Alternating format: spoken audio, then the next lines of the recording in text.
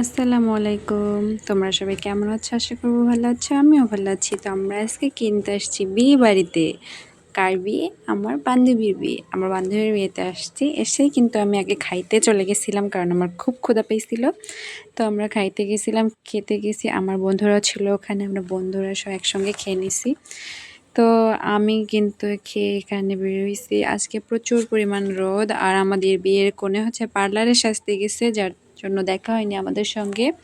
মানে আমাদের বান্ধবী হচ্ছে পার্লারে গেছে সাজতে, যেহেতু আর আজকে বিয়ে, তাহলে ওকে তো আজকে অনেক অনেক অনেক বেশি প্রেটি লাগা উচিত, তাই ও পার্লারে গেছে। অ্যান্ড ও এমনিতে অনেক সুন্দর, মাসাল্লাহ, আমার খুব ভালো লাগে। তো এটা হচ্ছে ওর বিয়ের গেট, আর বিয়ের গেটের সামনে আমার খাদক বন্ধুগুলো ওখানে ছিল, আর আমি আমার খাদক বন্ধুগুলোর সঙ্গে ফাজলামি করতেছিলাম।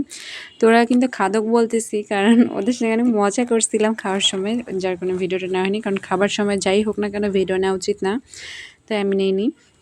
আর ওরা কিন্তু ওখানে দাঁড়ায় ছিল আর আমি ওদের বলতেছিলাম তোরা তো হচ্ছিস খাদকের দল, এই নিয়ে অনেক মজা করতেছিলাম। আর আমি কিন্তু এখানে ওদেরকে দেখাই দেখাই বলতেছিলাম, আর আমার বন্ধুগুলো সব হাসাহাসি করতেছিল। আর ওখানে আমার বান্ধবীর ছিল, আর ইনি আমাকে এখানে বলতেছিলেন যে যাই হোক অনেক মজা করলা। আমি বলতেছি যে হ্যাঁ অনেক মজা করছে, আর উনি বলতেছে যে যাই হোক ওর বান্ধবীর বিয়েতে অনেক খেয়ে একদম উঠতে পারতেছে না, আমি নাকি উঠতে পারতেছিলাম না, এসব নিয়ে হাসাহাসি করতেছি। আর আমার ছেলেটা তো এখানে ওকে ন্যাড়া করে দিছি কেন, তাই আমার বন্ধু বান্ধবীগুলো বলতেছিল যে ওকে কেন ন্যাড়া করে দিছিস তুই। তো ওকে ন্যাড়া করে দিতে হইতো কারণ ওর মাথাতে অনেক ঘামাচি হয়ে গেছিলো, যেহেতু অনেক রোদ আর গরমের জন্য ওকে নাড়িয়াটা করাই দেওয়া হয়েছে।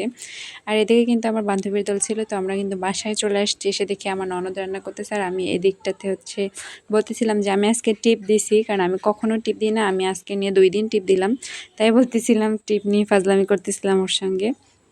তো এখানে কিন্তু ও এখন চলে যাবে, আর আমার ছেলে যাইতে দিচ্ছিল না, মানে দোকানে যাবে, আমাদের মুদি দোকান, তো ওখানে ওই যাবে, কারণ যাই হোক আমাদেরকে তো ওকে কর্ম করেই তো খেতে হবে, তাই ও যাবে ওখানে কাজ করে। আর আমার ছেলেটা ওকে কিছুতেই যাইতে দেবে না, মানে বাপ ভক্ত সে।